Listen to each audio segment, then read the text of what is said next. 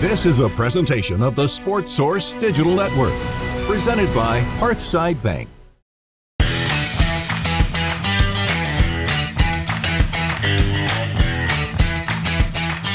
Come on in and join us. It's the Sports Source Digital Network, and it is action. We'll get right into it. You know the two of us, Chuck Chuck Cavalaris, Tyler Ivens. Success, year 5 for Josh Huepel. And there are some interesting props that we're going to set today to find the recipe and the ingredients that maybe we can find duplicate success. We'll get started with the one that I love the most, so let's just come out with a bang.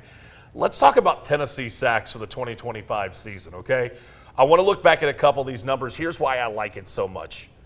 In 2021, Tennessee, their defense, 34 sacks. They take a step back the next year with 31 sacks, a huge significant climb to 41 sacks in 2023. But then in 2024, they only had 29, and some would argue it's the best defensive performance that this team has seen since Josh Huepel arrived.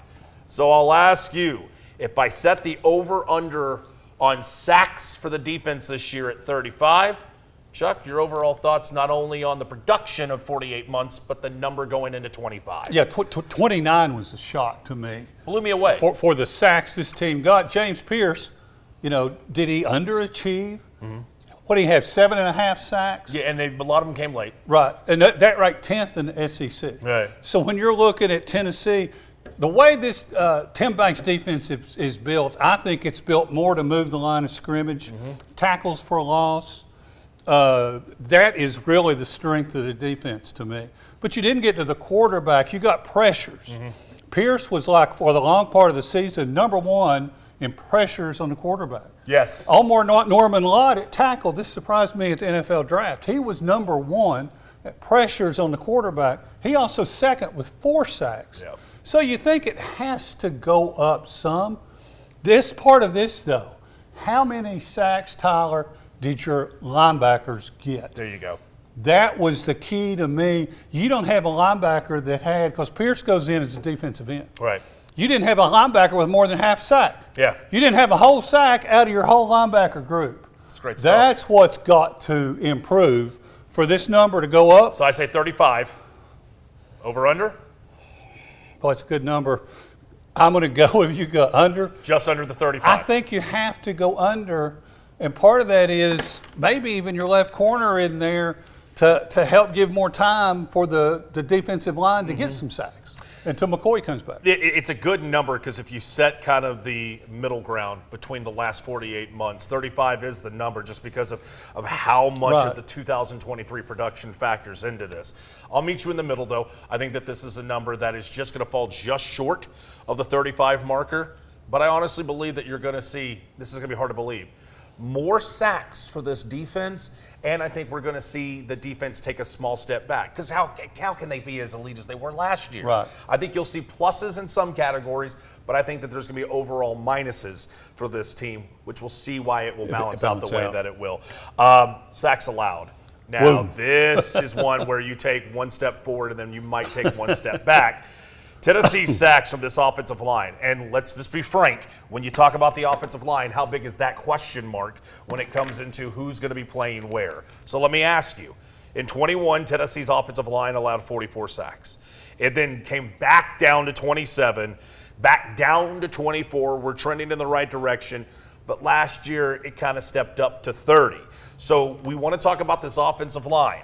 Yes. And Chuck, if you're as clueless, if you have as many questions, clueless isn't the word, because there are some positions, Sam Pendleton, is he going to have to be an emergency center? Does he factor in at right guard? You have to pay David Sanders at right, you know the factors. Right. 34.5 sacks allowed this year, and you can see by some of the early indicated numbers where the success has been for Josh Huepel's team, in particular that 2022 year, the Orange Bowl, only 27 sacks allowed. I mean, how many times do we go into a season with so many ifs about the offensive line? About every one, right? You only have 28% of your returning snaps. That's Lance Hurd at left tackle. He was not very good. It's early, but he did improve some. Yeah. You got to get better at right guard, right tackle. Yes. And you mentioned where maybe you can have help at right tackle.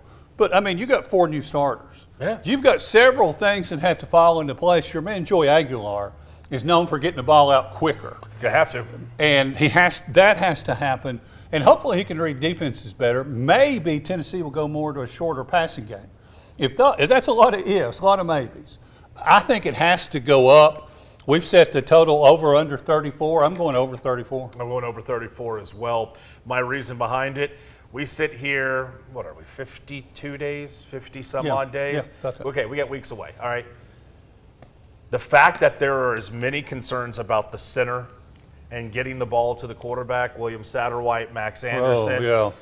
If you're a Tennessee fan and maybe post 4th of July, this is now when you're starting to dust off a lot of the let me get to know my new team roster-wise.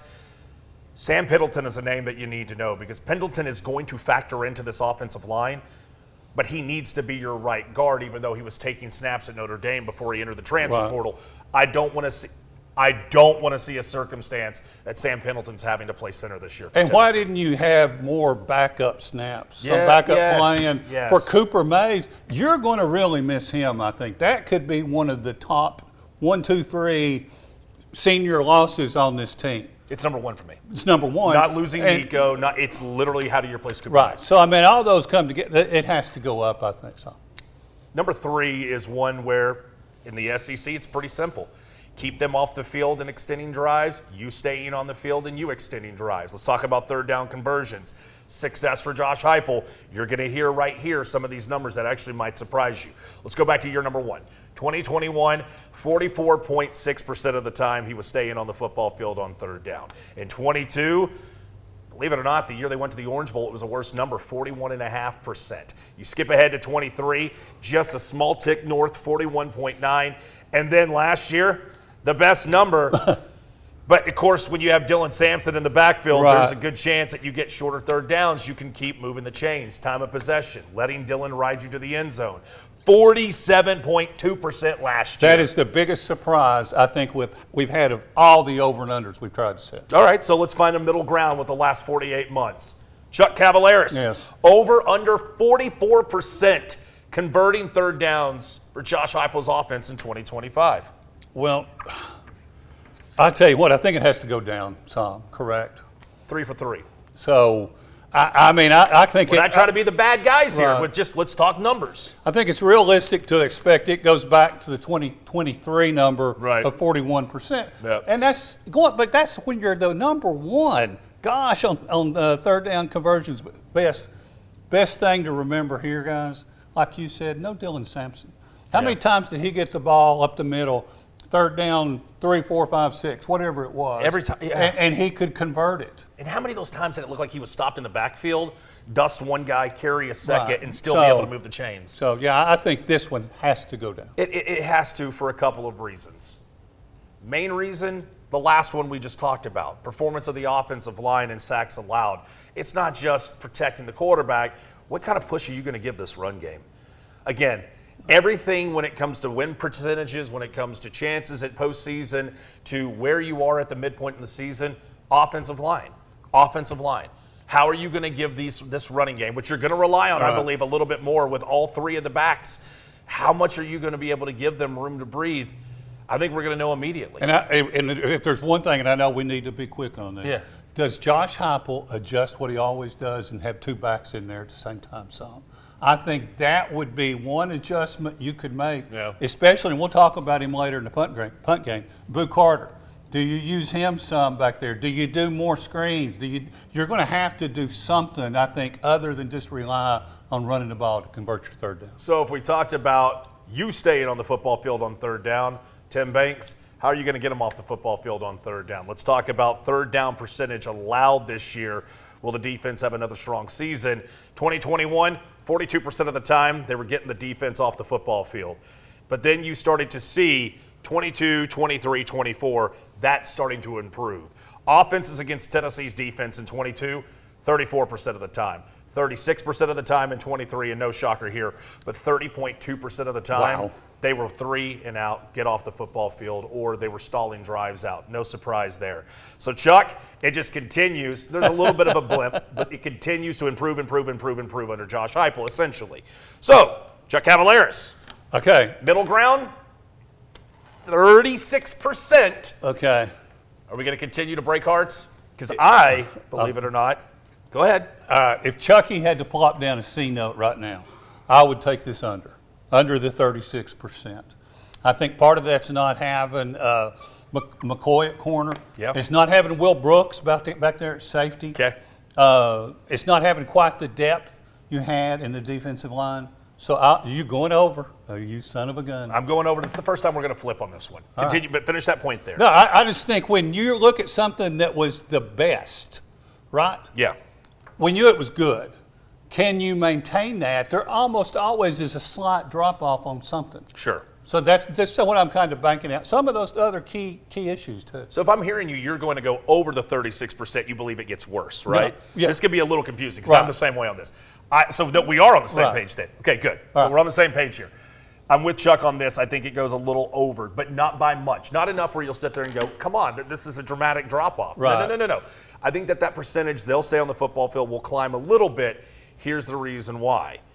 I have as many questions about who's going to replace Omar Norman Lott in being able to stop the run game and the run power SEC, much like I have questions about center and right guard protecting your quarterback. You're going to see a lot of these trends continue until we start getting better ideas who, what, and why, and how often there's going to be a rotation. Okay. I know you've watched the digital network a couple of times. Ollie Lane, Kevin Simon, they've done a great job of breaking down this too deep. Go back and revisit that video when you click to the right. Get identified with some of these backups, especially defensively, because you're going to start seeing more rotation, I believe, in 2025 for Tennessee. And I'll give you one more. Okay. Schedule. You're having to go. Yeah. You're having to go to Alabama. That's you're having huge. to go Yes. to Florida. You don't have the crowd to bail yet on third Right. down. Those two big games. Plus Georgia here, their offense is going to be able to do something.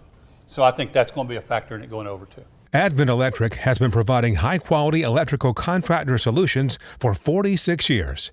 From 24/7 emergency electrical services to providing skilled residential and commercial electrical contractors and everything in between. Our expert certified electricians are equipped to help you no matter the size or complexity. Advent Electric, 865-588-0631. Again, as always, a huge thank you to the friends over at Ivens Electric for bringing action to the table. Some would say we've saved the best for last. Some would say he is one of the most important pieces to Tennessee's success in 2025. That's Boo Carter. So why would we be bringing Boo up when it comes to the ingredients of Josh Huepel's success? Right. Year 5 on Rocky Top. Tennessee's punt return average. This actually might be the biggest surprise out of all of them. So let's go through the numbers carefully.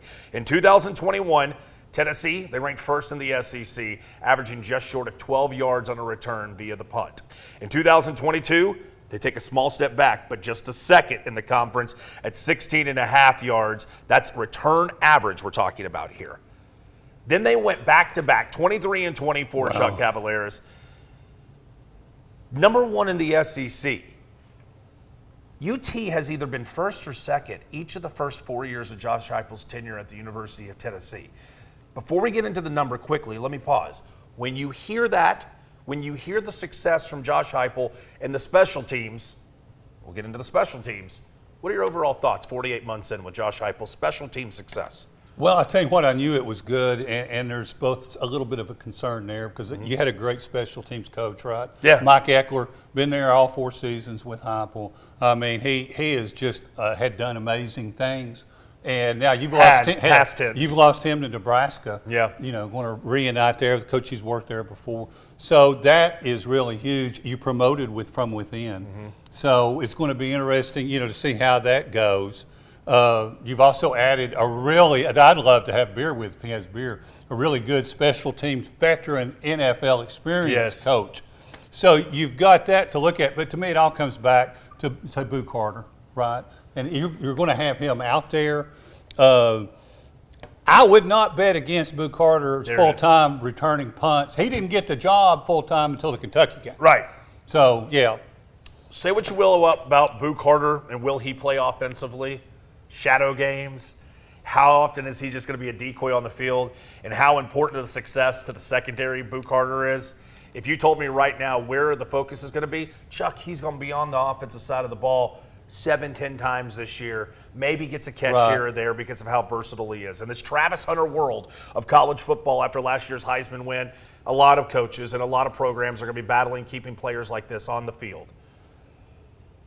I think he's going to have so much success not only in the secondary, but if you want to know where Boo Carter is going to excel the most, it's right here. Yeah. And I know I get it. It's special teams. Yeah, and he already made freshman All-SEC. That's what I'm saying. Hey, look, at Georgia in 2023, I don't think they allowed a single punt return the whole season. Right. Last season, Boo takes 126 early in the game.